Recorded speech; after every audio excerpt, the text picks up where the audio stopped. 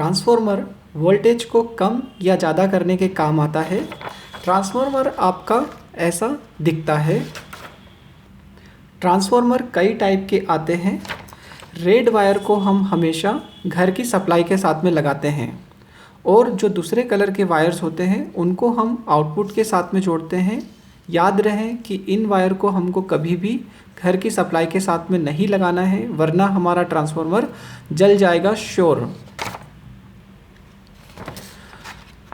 Input wire को बढ़ाने के लिए ये जो रेड वायर होते हैं, आप इसमें एक्स्ट्रा वायर जोड़ सकते हैं किसी भी कलर का, और उसके साथ में आपको 2 पिन लगाना चाहिए जिसको आप जो है घर की सप्लाई में जोड़ सकें। इन वायर को हम प्राइमरी वाइंडिंग भी कहते हैं और जो आउटपुट वायर होते हैं उनको हम सेकेंडरी वाइंडिंग कहते हैं। प्राइमरी वाइंडिंग को हम इनपुट सप्लाई कहते हैं। याद रहे, जब भी हम इनपुट सप्लाई को जो है पावर सप्लाई के साथ में जोड़ते हैं, इन वाली सप्लाई को जब हम घर की सप्लाई के साथ में जोड़ते हैं तो ये वाले वायर के जो है जॉइंट नहीं होना चाहिए। ये जो वायर है ये दोनों जॉइंट नहीं होना चाहिए, वरना आपके जो आउटपुट सप्लाई है वो ब्लास्ट हो सकती है, जल सकती है।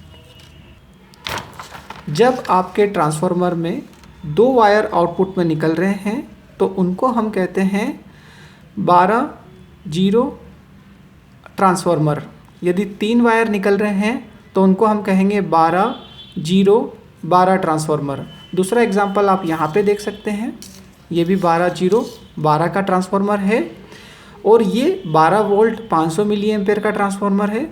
ये भी 12 वोल्ट 500 मिली एम्पेयर का ट्रांसफार्मर है, लेकिन ये 12 वोल्ट 12-0-12 1 एम्पेयर का ट्रांसफार्मर है। जब आप इन दोनों पर सप्लाई चेक करेंगे तो आपको यहाँ पर 12 वोल्ट मिलेगा।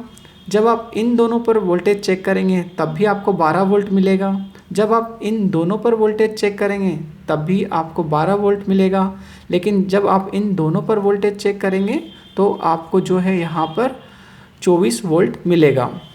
सिमिलर आपको यहाँ पर भी 12 वोल्ट और दोनों पर चेक करेंगे तो 24 वोल्ट मिलेगा। 24 वोल्ट की सर्किट्स में ज़रूरत होती है तो वहाँ हम उनका यूज़ कर सकते हैं।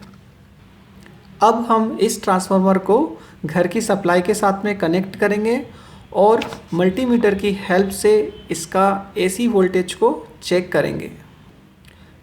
एसी सप्लाई को जब भी हम कनेक्ट करेंगे ट्रांसफार्मर के साथ तो हमें वो सारी सावधानी रखना चाहिए जो हम सामान्यतः घर के उपकरण को चलाने में रखते हैं, जैसे कि आपके हाथ गीले नहीं होना चाहिए, आपने रबर की स्लीपर्स पहनी होना चाहिए, कोई वायर में कट नहीं होना चाहिए, और आप अपने आप को जो भी आपको पता है उसकी सावधानी आपको रखना चाहिए। शुरुआत में आप बटन को ऑन करते समय किसी प्लास्टिक या पेन का इस्तेमाल कर सकते हैं। इन केस यदि कुछ मिस्टेक हो जाती है तो आप मेंटली रेडी रहे कि उसको जल्दी से बंद भी कर दें, और साथ में आपको ये ध्यान रखना है कि आपकी आँखों की जो डायरेक्शन है थोड़ी सी अलग साइड होना चाहिए। इन केस यदि कोई ब्लास्ट होता है या कभी जल जाता है कुछ, तो आप उससे थोड़ा सा बच सके।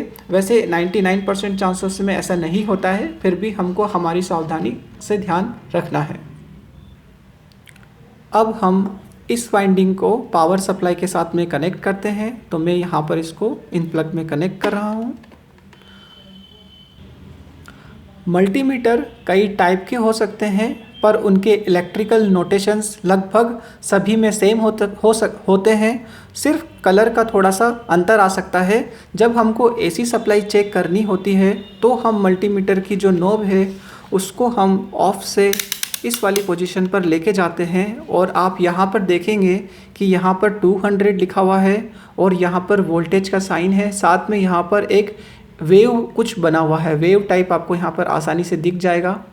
लेकिन आपको ये ध्यान रखना है कि आपको यहाँ पर इस वाले वी पर नहीं कनेक्ट करना है जहाँ पर स्ट्रेट लाइन है, आपको वही कनेक्ट करना है जहाँ पर इस तरह से थोड़ा सा वेव टाइप बना हुआ है।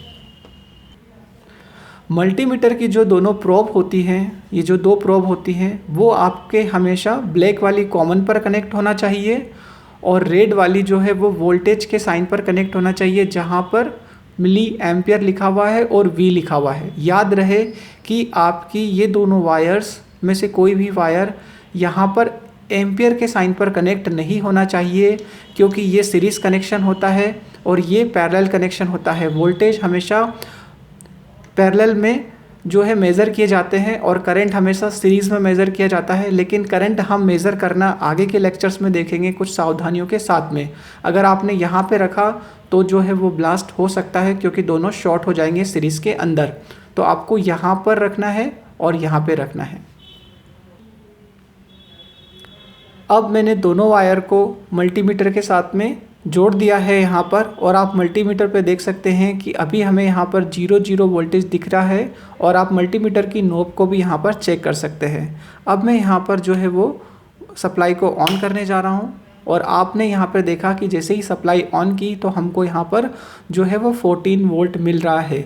जो आपके ट्रांसफार्मर होते हैं रेटिंग 12 वोल्ट होती है, लेकिन कुछ 1-2 वोल्ट हमेशा वेरी करते हैं। इस तरह से आप आपका ट्रांसफार्मर को चलाकर देख सकते हैं और ये पता कर सकते हैं कि आपका ट्रांसफार्मर चल रहा है या नहीं।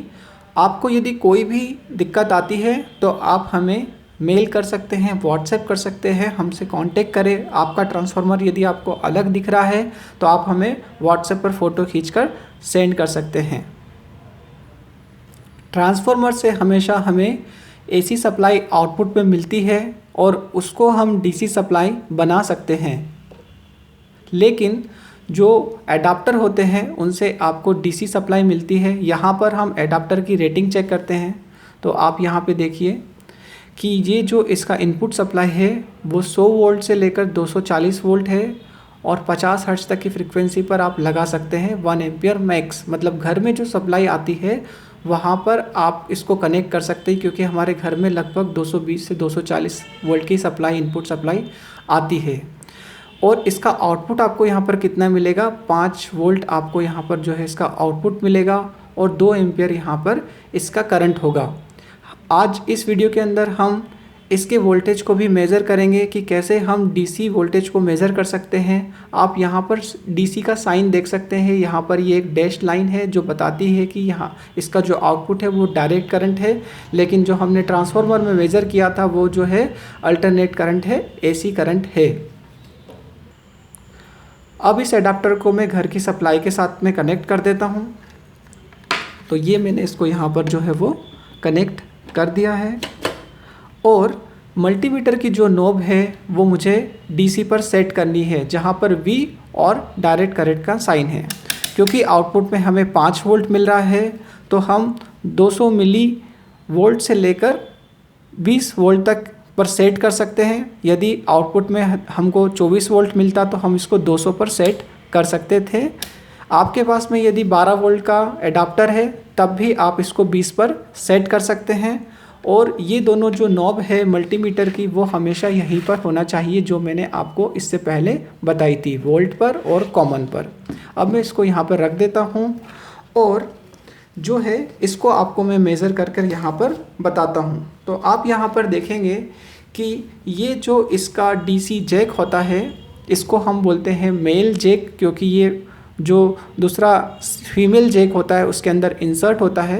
इसका जो ऊपर का टर्मिनल होता है वो नेगेटिव होता है, और नीचे का जो अंदर का जो टर्मिनल होता है वो पॉजिटिव होता है। तो मैं ऊपर वाले टर्मिनल पर यहाँ पर जो है वो अभी एक मल्टीमीटर की प्रोब को लगा देता हूँ, दूसरी को मैं जो है वो अंदर इंसर्ट करता हूँ। तो आप यहाँ पे देखेंगे कि 5 वोल्ट जो है हमको यहाँ पर सप्लाई मिल रही है।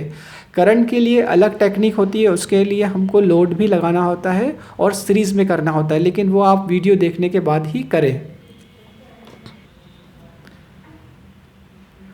अगर आपके पास में 12 वोल्ट का सब एडाप्टर है तो उसको भी आप यहाँ पर चेक कर सकते हैं। इस तरह से आप ट्रांसफार्मर और एडाप्टर को चेक करके देख सकते हैं। आगे की सप्लाई के लिए आपको कोई भी डाउट आए तो आप जो है हमसे कांटेक्ट कर सकते हैं। Thank you so much for watching this video.